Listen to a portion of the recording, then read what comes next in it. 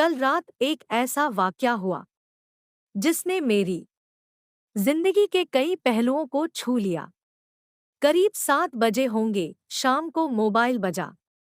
उठाया तो उधर से रोने की आवाज। मैंने शांत कराया और पूछा कि भाभी जी आखिर हुआ क्या। उधर से आवाज आई, आप कहाँ है और कितनी देर में आ सकते हैं। मैंने कहा आप परेशानी बताइए और भाई साहब कहाँ है, माताजी किधर है, आखिर हुआ क्या। लेकिन उधर से केवल एक रट की आप आ जाइए। मैंने आश्वासन दिया कि कम से कम 1 घंटा पहुंचने में लगेगा। जैसे तैसे पूरी घबराहट में पहुंचा। देखा तो भाई साहब हमारे मित्र जो जज है सामने बैठे हुए हैं। भाभी जी रोना चीखना कर रही हैं। 12 साल का बेटा भी परेशान है, 9 साल की बेटी भी कुछ नहीं कह पा रही है। मैंने भाई साहब से पूछा कि आखिर क्या बात है। भाई साहब कोई जवाब नहीं दे रहे थे। फिर भाभी जी ने कहा, ये देखिए तलाक के पेपर ये कोर्ट से तैयार करा के लाए हैं, मुझे तलाक देना चाहते हैं।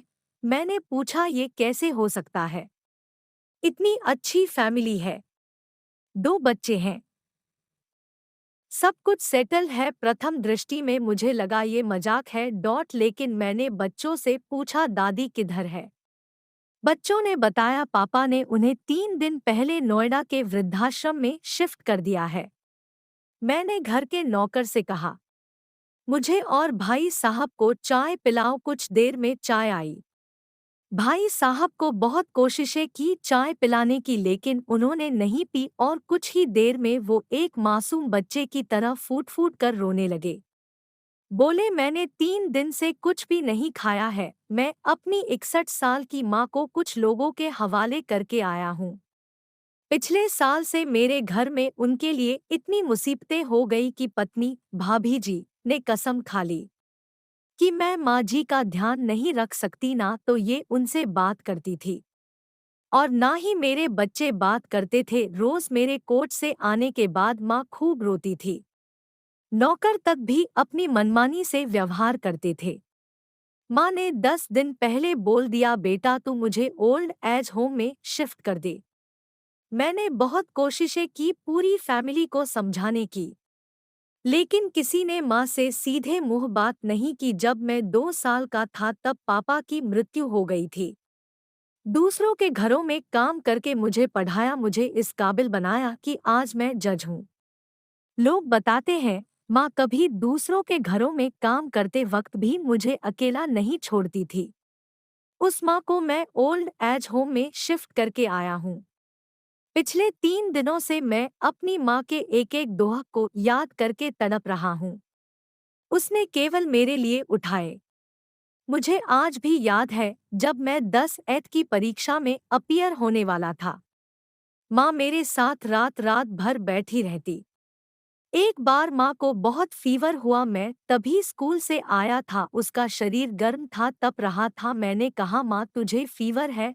हंसते हुए बोली अभी खाना बना रही थी इसलिए गर्म है। लोगों से उधार मांगकर मुझे दिल्ली विश्वविद्यालय से LLB तक पढ़ाया, मुझे ट्यूशन तक नहीं पढ़ाने देती थी कि कहीं मेरा टाइम खराब ना हो जाए। कहते कहते रोने लगे और बोले जब ऐसी माँ के हम नहीं हो सके तो हम अपने बीबी और बच्चों के क्या होंगे, हम जिनके शरीर के टुकड़े हैं आज हम उनको ऐसे लोगों के हवाले कर आए जो उनकी आदत, उनकी बीमारी, उनके बारे में कुछ भी नहीं जानते। जब मैं ऐसी माँ के लिए कुछ नहीं कर सकता तो मैं किसी और के लिए भला क्या कर सकता हूँ। आज़ादी अगर इतनी प्यारी है और माँ इतनी बोझ लग रही है तो मैं पूरी आज़ादी देना चाहता हूँ। जब मैं बिना बाप के पल गया तो ये बच्चे भी पल जाएंगे, इसीलिए मैं तलाक देना चाहता हूँ। सारी प्रॉपर्टी इन लोगों के हवाले करके उस ओल्ड एज होम में रहूंगा। कम से कम मैं माँ के साथ रह तो सकता हूँ। और अगर इतना सब कुछ करके माँ आश्रम में रहने के लिए मजबूर है तो एक दिन मुझे भी आखिर जाना ही पड़ेगा। माँ के साथ रहते रहते आदत भी हो जाएगी। माँ की तरह तकलीफ तो नहीं होगी जितना बोलते उससे भी ज्यादा रो रहे थे। बातें करते करते रात के 12:30 हो गए। भाव भी प्रायश्चित्त और ग्लानि से भरे हुए थे। मैंने ड्राइवर से कहा अभी हम लोग नोएडा जाएंगे, भाभी जी और बच्चे हम सारे लोग नोएडा पहुंचे। बहुत ज्यादा रिक्वेस्ट करने पर गेट खुला। भाई साहब ने उस गेटकीपर के पैर पकड़ लिए, बोले मेरी माँ है, मैं उसको लेने आया हूँ। चौकीदार ने कहा क्या करते हो साहब? भाई साहब ने कहा मैं जज हूँ। उस चौकीदार ने कहा जहाँ सारे सबूत सामने हैं तब तो आप अपनी माँ के साथ न्याय नहीं कर पाए, औरों के साथ क्या न्याय करते होंगे साहब? इतना कहकर हम लोगों को वहीं रोककर वह अंदर चला गया। अंदर से एक महिला आई जो वार्डन थी। उसने बड़े कातर शब्दों में कहा 2 बजे रात को आप लोग ले जाके कहीं मार दें तो मैं अपने ईश्वर को क्या जवाब दूंगी? मैंने सिस्टर से कहा आप विश्वास करिए, ये लोग बहुत बड़े पश्चाताप में जी रहे हैं। अंत में किसी तरह उनके कमरे में ले गई।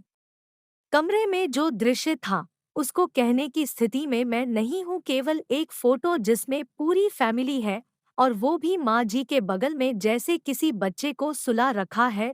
मुझे देखी तो उनको लगा कि बात न खुल जाए, लेकिन जब मैंने कहा हम लोग आपको लेने आए हैं तो पूरी फैमिली एक दूसरे को पकड़कर रोने लगी। आसपास के कमरों में और भी बुजुर्ग थे, सब लोग जागकर बाहर तक ही आ गए। उनकी भी आंखें नम थी। कुछ समय के बाद चलने की तैयारी हुई, पूरे आश्रम के लोग बाहर तक आए। किसी तरह हम लोग आश्रम के लोगों को छोड़ पाए। सब लोग इस आशा से देख रहे थे कि शायद उनको भी कोई लेने आए। रास्ते भर बच्चे और भाभी जी तो शांत रहे, लेकिन भाई साहब और माताजी एक दूसरे की भावनाओं को अपने पुराने रिश्ते पर बिठा रहे थे। घर आते आते करीब 3:45 हो गया। भाभी जी भी अपनी खुशी की चाबी कहाँ है ये समझ गई थी। मैं भी चल दिया, लेकिन रास्ते भर वो सारी बातें और दृश्य घूमते रहे। माँ केवल माँ है, उसको मरने से पहले ना मारे। माँ हमारी ताकत है, उसे बेसहारा न होने दे। अगर वह कमजोर हो गई तो हमारी संस्कृति की रीढ़ कमजोर हो जाएगी। बिना रीढ़ का समाज कैसा होता है, किसी से छुपा नहीं। अगर आपकी परिचित परिवार में ऐसी कोई समस्या हो तो उसको ये जरूर पढ़ाएं, बात को प्रभावी ढंग से समझाएं। कुछ भी करे लेकिन हमारी जननी को बेसहारा बेघर न होने दे। अगर माँ की आंख से आंसू गिर गए तो ये कर्ज कई जन्मों तक रहेगा। यकीन मानना सब होगा तुम्हारे पास पर सुकून नहीं होगा। सुकून सिर्फ माँ के आंचल में होता है, उस आंचल को बिखरने मत देना। दोस्तों वीडियो कैसी लगी कमेंट में जरूर बताएं, साथ ही वीडियो को लाइक शेयर जरूर करें। अगर चैनल पर नए हो तो चैनल को सब्सक्राइब जरूर करें।